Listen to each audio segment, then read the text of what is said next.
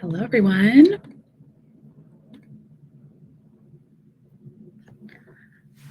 All right, we're going to get started here in just a minute. Hi, Carly. How are you? Hi, Carly.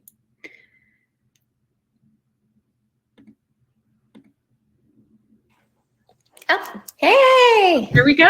It worked. How are you? Yeah, love it. This is great. Well, thank you, everyone, for joining us. And as you join, if you have questions or you want to say anything in the chat, I'll kind of monitor that. If anybody has questions, we can, get to those. But we're excited to have you here with us today. Christina, thank you so much for joining us and sharing your story about being a milspouse. And I'll just go ahead. I'm going to let you take the floor and we'll ask some questions. But go ahead and tell us just a little bit about you, kind of your journey, where you're at, and then we'll go into, some more details. But in general, your life, as a milspouse. Yeah, sure. So I've been a milspouse for like 10 years now, which feels so wild to say. Officially 5, like we got married like 5 or 6 years ago. But I met my husband on a trip I took to San Diego. I'm originally from Ohio.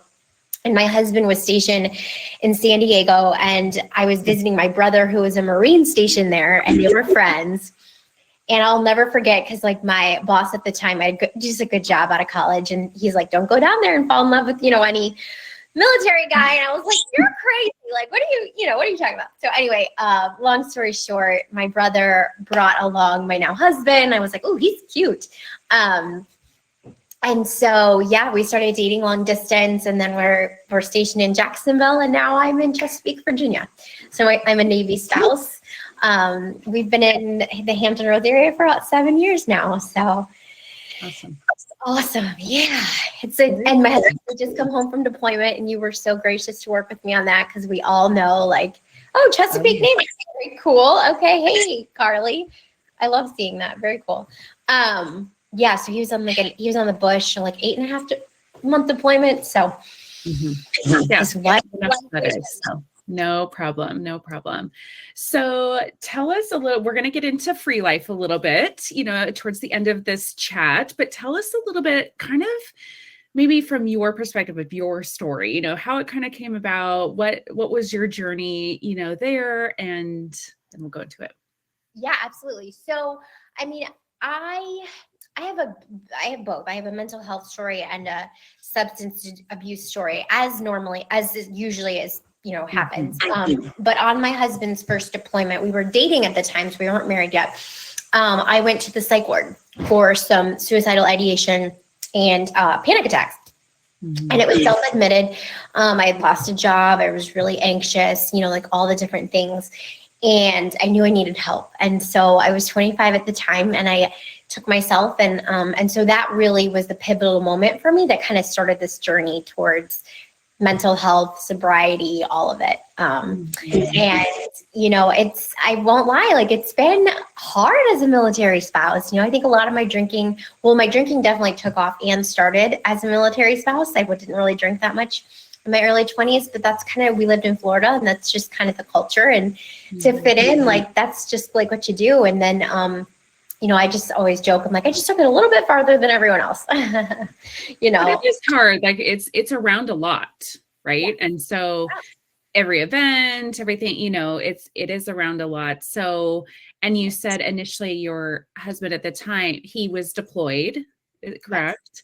Yeah. So that's hard too. These are hard situations that we don't necessarily prepare for or know how to prepare for, ahead of time.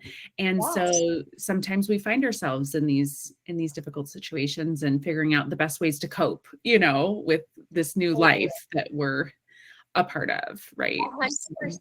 Yeah. And I think that was a huge part of it, is like, I'd never been in military life before. This was all new to me. So just the stress of moving and, dealing with, the stress of him being gone and like all the things that, it was brand new. And so I continued to drink. I'm 3 years sober now, but I continued to drink throughout our time together. And then finally was like, I need to I need to get sober for myself and eventually my marriage. And, so.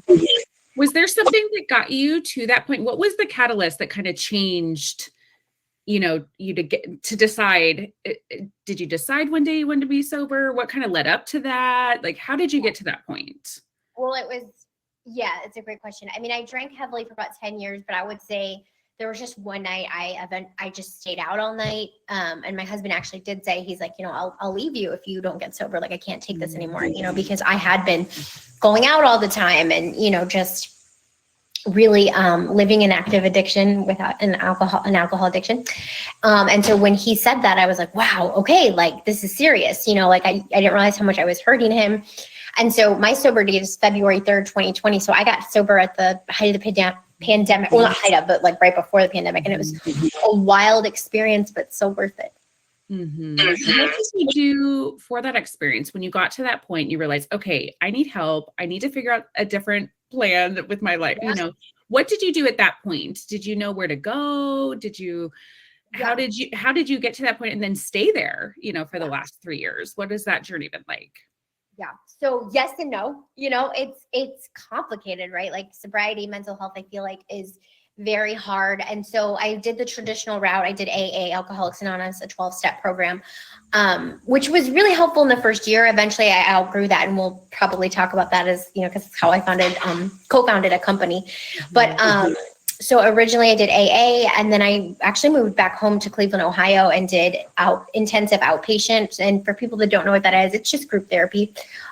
So just picture a lot of people sitting around in a circle with, obviously counselors, like sort of mental health and substance abuse counselors, just having you look at the hard stuff, look inside at all the things that I had been avoiding and kind of digging deep into why I was drinking. So. Mm-hmm. And what did you find was the biggest help or support, throughout this journey, to stay sober, when you made that decision? Yeah. So initially it was definitely that intensive outpatient, so I said, I had reached my own low because every morning I had to pee in a cup in front of a counselor because everyone did. It wasn't just me, but it was, to stay accountable, to make sure you didn't have drugs in your system. So just that first month was just literally the accountability of knowing, like, for me, I was at a rock bottom. This was my kind of last resort type thing. So just that every day. But then after that, interestingly enough, online community, right? So it was the pandemic. So I couldn't go to meetings. Like you couldn't go anywhere, So I started sharing my substance use, my recovery on Instagram, and it just took off. And I found this beautiful community of sober, curious, sober, alcohol-free people. And truly just sharing my story and then connecting with other people, just like we do in this app, right? Like that's why I love the app and what y'all do here, because people that understand your lived experience are so important. Mm-hmm. Absolutely. And yeah, I could just say a bunch about that, but yes, I just totally agree. What would you say, I'm just thinking, okay, so now 3 years later, you're still a milspouse, active duty, but you're still in the lifestyle. You're still at the events, you're still around it. How do you, deal with that now? Like, what do you do at this point in the military community? It is very hard. It was harder in the beginning because I just didn't share. But now that I'm 3 years sober, I share about it publicly, like it's really my life. But in the beginning, I really didn't know how to navigate like Christmas parties. It's a huge one where they would drink all the time, the Navy ball or whatever. And so now everyone's journey is different, and I encourage everyone to figure out what works for them. But I say I'm in recovery. If people ask why I'm not drinking, I say, I'm in recovery, or I'll make a joke out of it and say, like, you don't want me to have just one, you know what I mean? Like, I probably won't make it home, or, like if I start drinking, so I've learned to have my little ways of saying that I don't drink, but I absolutely put it out there. And my husband's sober too, which is really cool. So. Mm-hmm. And when you put it out there, or you're just honest about it or point blank, about it, do you find that people respect it? Do they give you a hard time? Like how is that reaction, in those situations? Yeah.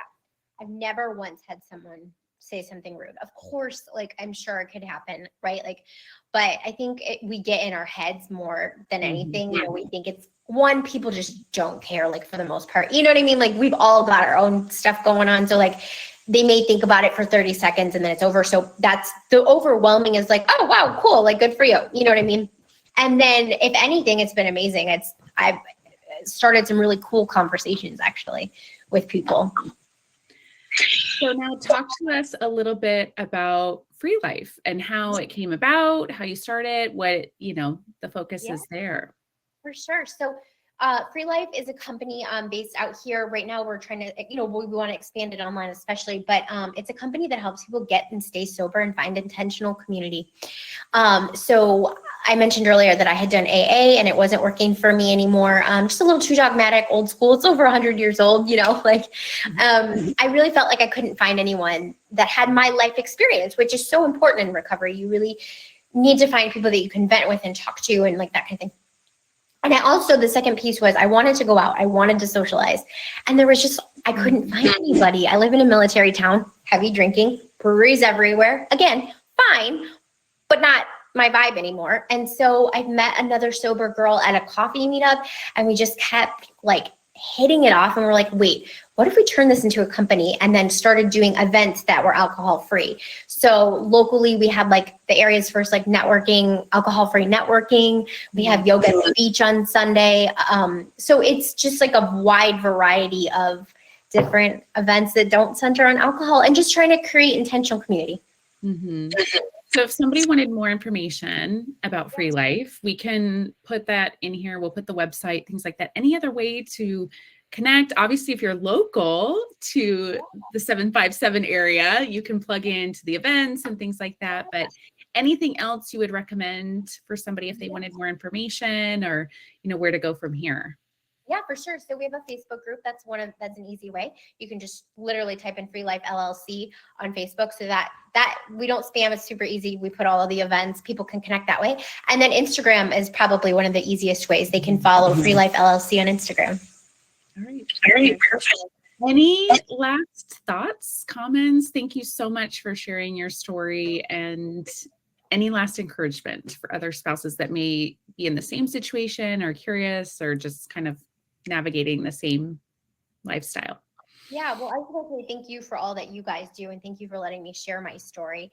You know, and I love this app so much. So again, just gratitude all around. But I would say I'm grateful that you let me share my story, because I will admit I feel alone. I do, in our community in particular, because when you meet spouses, one of the first things they say is, let's get wine. Like it's a very wine-centric culture. Like, let's drink wine, you know. So I find that I feel very alone in our spaces. So hopefully by sharing my story, I can hopefully like encourage other spouses. Like, and honestly, here's the other thing, the part of Free Life that I didn't mention. We also just encourage people to give alcohol a break. You don't have to have an addiction issue. Like what is it? Like we just try to live a life without alcohol being the center. And what does that look like, right? Because our lives are already really stressful and hard. And we know that alcohol is a depressant. Like there's just no way, I hate to be the, you know, the ball buster, but it's like, there's just no amount of it that's good for us. So like, what would it look like to shift that culture? And I would love to do that within the military spouse community. So if there's anyone that's alcohol free, wants to hit me up for coffee or whatever, here. And if you are sober, you know, you're not alone, because I felt really, really alone in the sobriety community or in the military spouse community. I'm working on it, but someone said they're 195 days. Yay, that's so exciting, Carly. You're definitely not alone, and there's other people. So thank you so much for chatting in here too.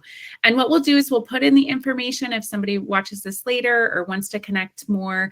I'll also tag Christina in that. So if you want to send her a message or connect, we'll let you do that as well and have all the information. So again, thank you so much for joining us. Thank you for sharing your story. It's definitely something that resonates with, I think, more people than we realize. And so thank you for doing that.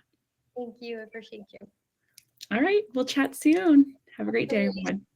Bye.